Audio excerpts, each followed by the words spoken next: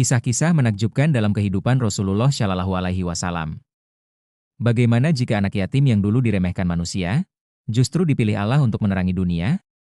Di saat semua orang menolak beliau karena tak punya ayah, ada seorang wanita miskin bernama Halimah yang memberanikan diri membawa pulang bayi itu. Sejak saat itu, hidupnya berubah penuh keberkahan. Namun keajaiban belum berhenti. Di usia 2 tahun, dada Nabi Muhammad Shallallahu Alaihi Wasallam dibelah oleh malaikat, hatinya disucikan langsung oleh Allah. Peristiwa yang membuat semua orang ketakutan, tapi justru menjadi tanda kemuliaan beliau sejak kecil. Dan tahukah kalian? Bahkan sebelum diangkat menjadi rasul, beliau sudah menjadi wasilah turunnya hujan bagi penduduk Makkah yang dilanda kekeringan hebat. Kisah ini bukan sekadar cerita. Ini bukti bahwa Allah telah menjaga dan memuliakan Rasulullah Shallallahu Alaihi Wasallam sejak kecil. Berikut kisah menakjubkan dalam kehidupan beliau. Pertama, hati Nabi dibersihkan oleh malaikat. Alimah binti Abi Zuaib al-Sadiyah termenung. Lelah terbayang jelas di pelupuk matanya. Ia nyaris putus asa. Hari menjelang malam. Semua kawan yang datang bersamanya telah pulang kampung dan masing-masing membawa bayi untuk disusui. Hanya ia seorang yang bertangan hampa. Tampaknya, ia tak akan dapat rezeki dari orang Makkah. Tak seorang ibu pun yang rela menyerahkan bayinya kepada Halimah, karena mereka melihat tubuhnya yang kurus dan pakaiannya yang kusut koyak. Namun, ia ingat, ada satu bayi yang diabaikan para ibu susuan yang datang bersamanya dari kampung. Ia adalah putra Aminah binti Wahab. Mereka enggan mengambil bayi itu untuk disusui karena bayi itu tak lagi berayah. Mereka menyangka tak akan dapat rezeki lebih banyak dari seorang anak yatim. Akhirnya, dengan enggan, Halimah berkata kepada suaminya, "Demi Allah, aku tidak mau pulang tanpa membawa bayi. Aku akan pergi kepada anak yatim itu dan mengambilnya." Suaminya menimpali, "Ya, ambil loh. Semoga Allah memberkahi kita karenanya." Dan sungguh, Allah mengabulkan doanya. Hidup Halimah dan keluarganya diberkahi setelah mengambil bayi yatim itu, bayi yang kelak mengubah sejarah dunia. Pertama, air susu Halimah yang sebelumnya kering menjadi berlimpah. Kedua, hewan ternaknya yang tadinya kurus-kurus menjadi gemuk dan berlimpah air susu. Ketiga, unta tunggangan Halimah dan suaminya, yang tadinya lemah dan berjalan lambat, kini berjalan kencang sehingga bisa menyusul teman-temannya yang pulang lebih dulu.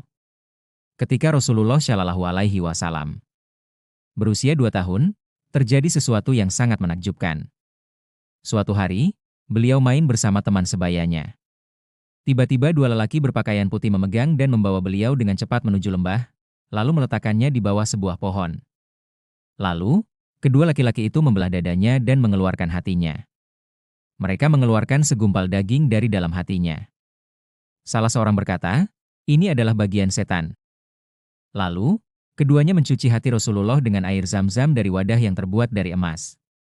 Setelah itu, mereka mengembalikan hati beliau ke tempat asalnya seraya berkata, "Ini adalah hati yang telah disucikan Allah dari segala celah." Kemudian, mereka pergi meninggalkan beliau. Anak-anak lain yang bermain bersamanya saat itu berlari kencang menuju rumah Halimah dan menceritakan apa yang terjadi. Tentu saja Halimah dan suaminya kaget dan mengkhawatirkan keselamatannya. Mereka bergegas mencarinya ke segenap penjuru. Akhirnya, mereka menemukan Muhammad terlentang di bawah sebuah pohon dengan tubuh bermandi keringat. "Apa yang telah terjadi padamu, anakku?" tanya Halimah. Muhammad menjawab, "2 laki-laki berpakaian putih mendatangiku. Mereka membaringkan dan membelah dadaku. Lalu mereka mengambil sesuatu dari dalam dadaku. Aku tidak tahu apa yang mereka ambil."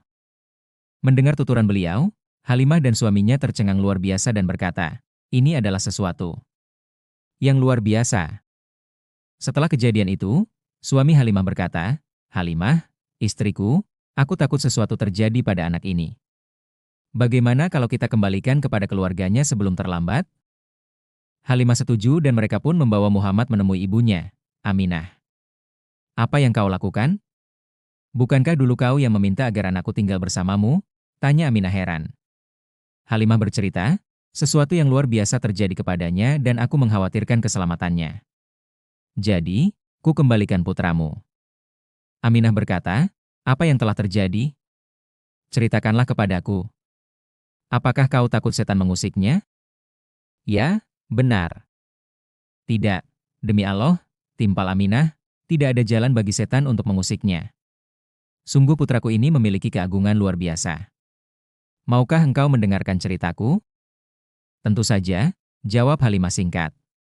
Aminah pun bercerita, suatu hari, saat ia masih dalam kandungan, aku melihat cahaya keluar dari diriku menerangi istana-istana Bushra di negeri Syam hingga aku dapat melihatnya dengan jelas. Demi Allah, saat mengandungnya, aku tidak merasa letih sedikit pun, bahkan terasa ringan. Dan ketika dilahirkan, ia letakkan kedua tangannya di tanah dan kepalanya tengadah ke langit.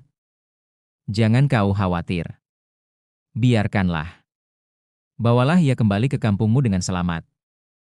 Maka, Halimah kembali membawa Muhammad kecil ke rumahnya di perkampungan Bani Sadiah disertai perasaan bangga karena mengasuh dan menyusui seorang anak yang luar biasa. Kedua, manusia bertawasul dengan beliau ketika belum diangkat jadi nabi. Waktu saat Makkah dilanda kekeringan yang hebat. Tumbuh-tumbuhan meranggas kering. Hewan ternak kurus-kurus tak bersusu. Sebagian orang mulai dilanda kelaparan. Maka, para pemuka Quraisy berkumpul dan berunding.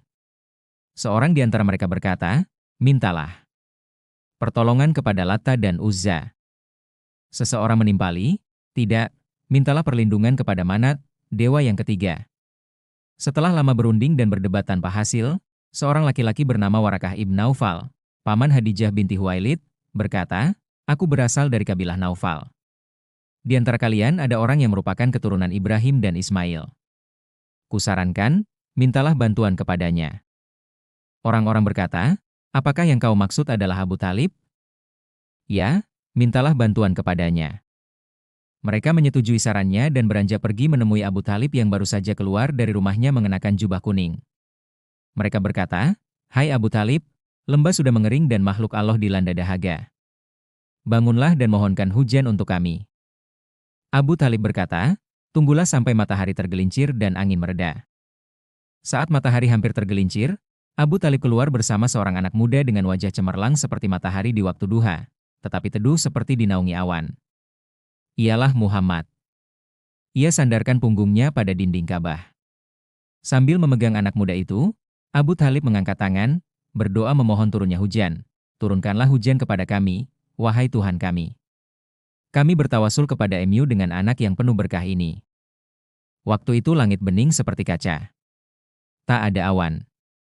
Setelah Abu Talib berdoa, awan berhimpun. Datang bergulung-gulung dari pelbagai penjuru. Tak lama, suara halilintar menggelegar bersahutan, dan hujan pun mengguyur Makkah dan sekitarnya dengan sangat deras. Abu Talib memuji anak muda itu, menyenandungkan puisinya yang terkenal. Awan diharapkan turunkan hujan melalui wajahnya yang cemerlang. Pelindung yatim, pelindung janda. Kepadanya bernaung keluarga Hashim yang malang, di sisinya mereka dapatkan kenikmatan dan kemuliaan.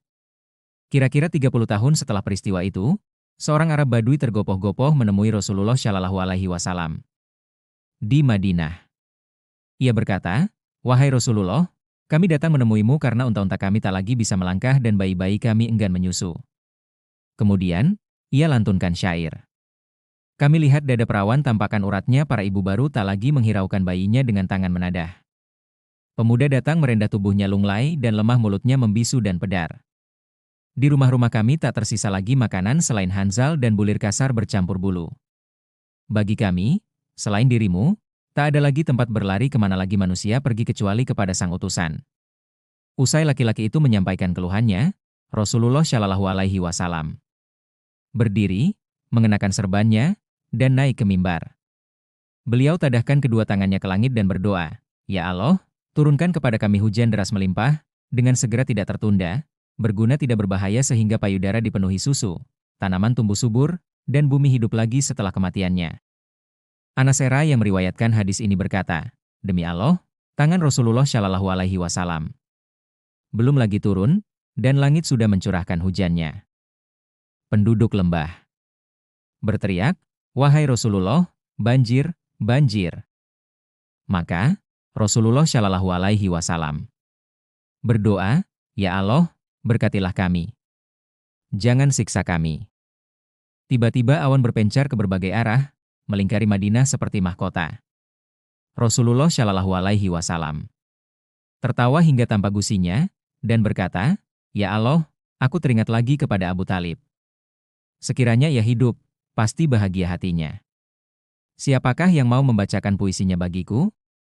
Saksikan kisah lengkapnya sampai akhir, karena di video berikutnya ada kisah lain yang lebih menggetarkan hati tentang perjalanan hidup manusia paling mulia di muka bumi. Jangan sampai terlewat.